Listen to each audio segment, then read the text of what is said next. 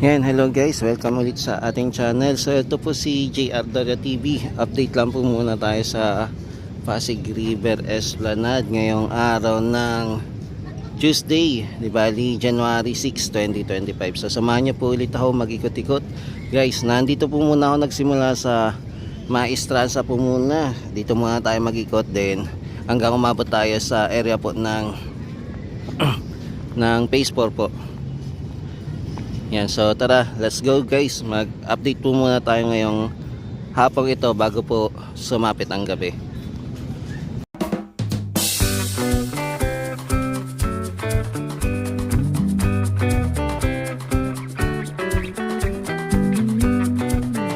Yan, so ito guys, ito na po pala yung yung sample na food stall na ginawa po dito sa Pasig River Esplanade na aayusin na po. Yan, sinisimulan na po nila ayusin na itong food stall na to para ito po yung magiging bagong design dito sa Pasig River Esplanade. Ayan po, kung makikita nyo po, napakaganda po yung design. Mukhang isa-isa po nilang itong dadalhin, no? Kasi meron siyang bahay. At saka kung umulan, hindi po mabasa yung ating mga kababayan na magtitinda po dito. Abangan na lang po natin yung mga kainan naman kung magkakaroon din po ng bubong. Yan, ito naman po yung paligid ng ating Maestranza. Kung mapapansin nyo po, napakaluwag po ng Maestranza ngayon dahil po natanggal po ulit yung ating mga tindahan po dito.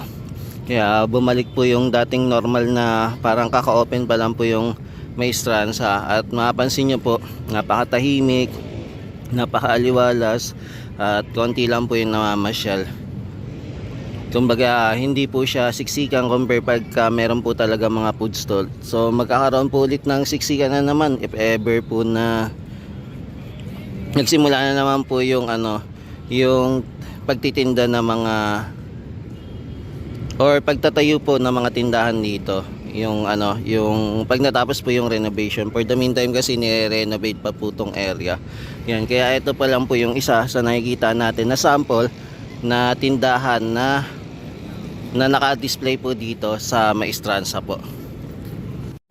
Yan yung tindahang ito, magiging isa lang yung kulay din standard din yung itsura ng tindahan. At sa atong tindahan na to, malamang magkakaroon na din po ng spacing. Baka hindi na din po dikit-dikit. Tapos ang ganda din po pala to. Meron din pala siyang roll up, no? Ang galing. May roll up siya. Ganda. So ito po yung design na ginawa nila. Akala ko parang bahay kubo pero hindi pala. May din pala, modern din pala tong tindahan na ginawa nila. Yan, dito po sa Maestranza makikita po natin yung kabuuan po ulit ng kapaligiran. Yan, wala pong harang, wala pong masyadong tao na namamasyal. Napaka-ordinary na pasyalan lang po.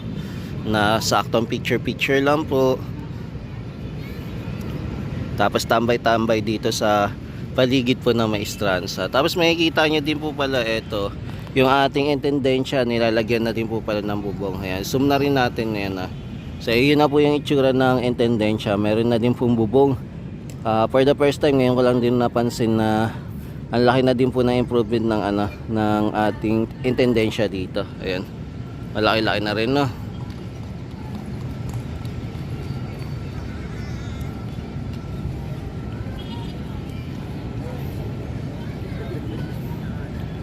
Yan, so ito pa rin po yung view natin, yung Binondo Intramuros Bridge. Tapos ito naman po yung Binondo. Ayan, so hapon pa lang po ngayon. Time check po natin ay 6:46 ng hapon po.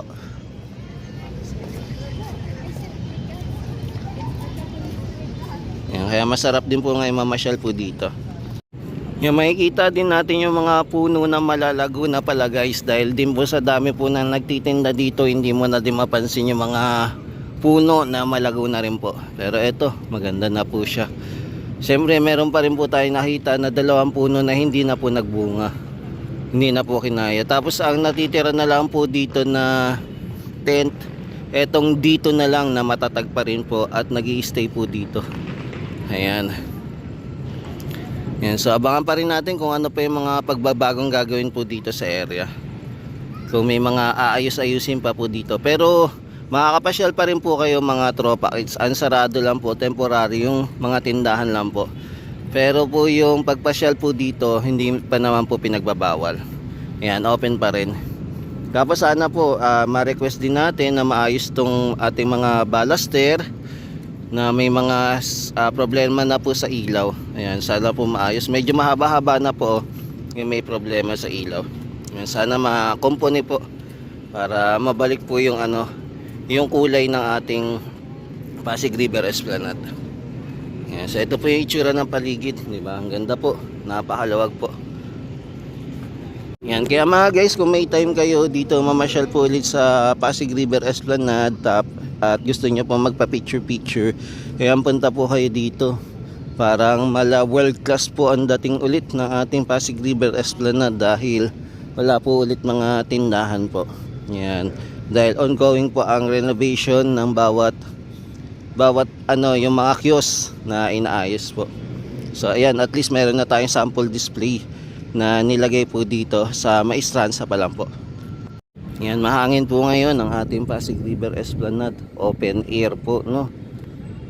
Yan, open ang lugar, open places. Tapos tahimik po. At saka masarap po ngayon mamasyal kasi hindi po siksikan. Tamang ka lang. Yan, tamang lakad-lakad, strolling dito sa paligid po na Maestranza po. Yan, tapos ito po yung mga puno, ayan naglalakihan na rin po. Tapos may mga etong ating mga yung hanging light hindi na po na open. Diba? Nakakatulong din yan sa liwanag yung hanging light. Yan, so ito po yung itsura ngayon ng ating Pasig River Esplanade na napakaluwag po. Yan, kaya yung mga bata ngayon nakakapag-enjoy po magbike. Diba? Kasi maluwag. Yan, pinasyalan din po natin yung pinakadulo din po ng Pasig River Esplanade dito sa area po ng Port Santiago Riverwalk naman. So ito naman po yung itsura ng ating Riverwalk dito sa Port Santiago naman po. Yan, pag siguro na-develop po yung ating Pasig River Esplanade, sana ganito yung maging itsura na wala na po yung mga food stall sa gilid po ng daan. Sana po yung mga food stall talaga nasa na po nasa tabi na talaga, wala na po sa gitna. Para maganda siyang tignan Yan kumbaga saktong pasyalan talaga, lakad-lakad ka lang, 'di ba? Ang kakalabasan talaga niya parking area. Yan, open space, 'di ba? Na napakaluwag at masarap po mamasyal. Yan, kaya mag-i-enjoy din po yung mga nagbabike dito. Diba? Tapos lang gagawa lang talaga ng yung para sa pedestrian at sa bike lane, no? Para hindi magkakaroon po ng aksidente yung ating mga kababayan pagka mamamasyal dito. Yan, ito naman po yung view naman natin dito sa padulo naman po. Pero hindi pa ito pinakadulo. Ayan yung po yung pinakadulo. Pero hindi ko na po pupuntahan. Dito lang tayo sisilip. Halos malapit na din po yun sa may tulay ng Delpan Bridge. Konti na lang para makompleto na po itong Pasig River Esplanade. Siguro kailangan pa po ng budget. At saka kung sino in charge din po doon na magbabantay. For the meantime, ito po muna inuna nila.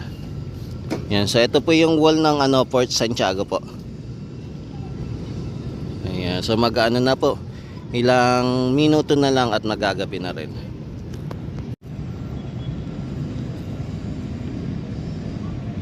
Yan, silip naman po tayo sa phase 1 naman. Doon naman tayo tingin. Alamin natin kung ano sitwasyon naman doon. Yan, kung mapapansin nyo din yung ating mga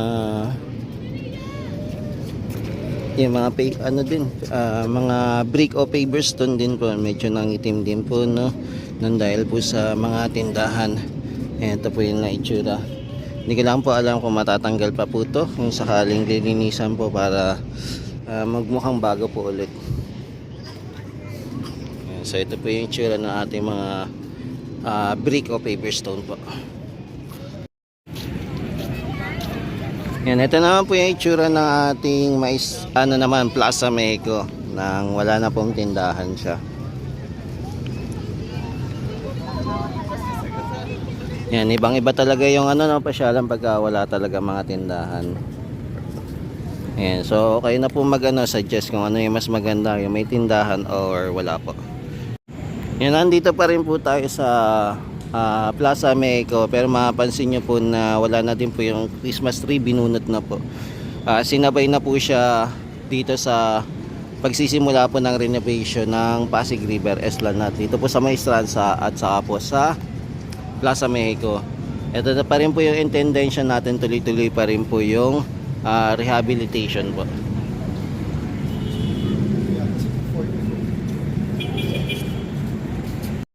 Yan, dito po wala po munang ilaw, nakakapatay po.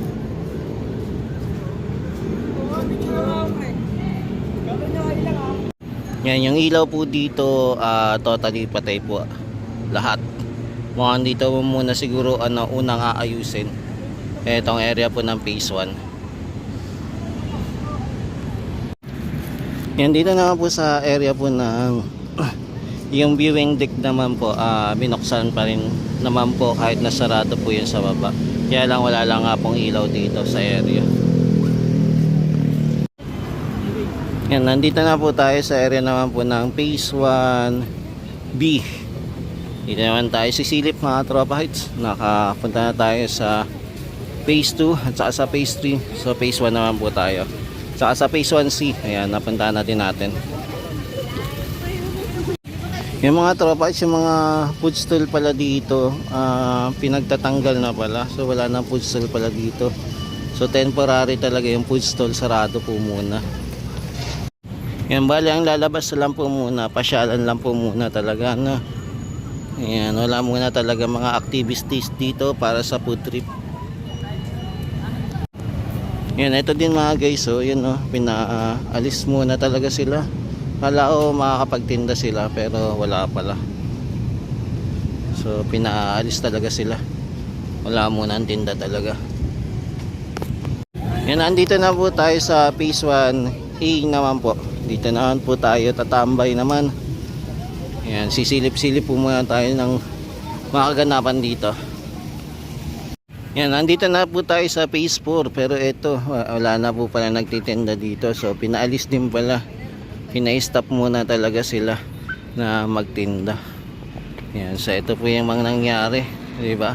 Parang nadaanan po ng bagyo etong area. Yan, stop operation po muna talaga yung pagtitinda dito sa area. Kala ko magtituloy-tuloy yung pagtitinda at dito po muna, pero ito, pina-stop po talaga sila at hindi po muna pinagtinda.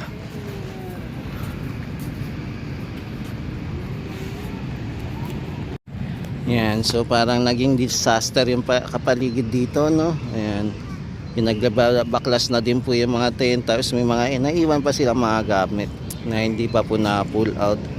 Siguro hindi din nila expected na ganun yung mangyayari, no? Na ipo-pull out din sila, na in-expect nila na dito sila magtatayo ng food stall. Pero eto, yan, yung iba hindi pa nakakaalis. Yan po yung nangyari.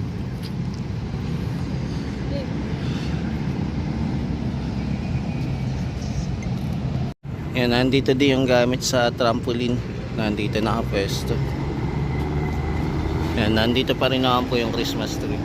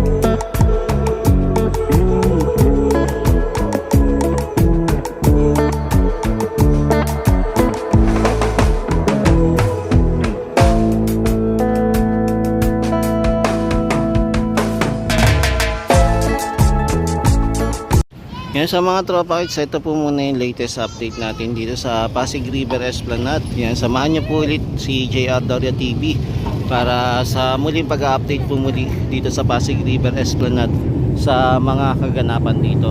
Yan, thank you po. Maraming salamat. Hanggang sa muli, mahalin natin ang Pilipinas. God bless po. Yan, mabuhay po kayong lahat.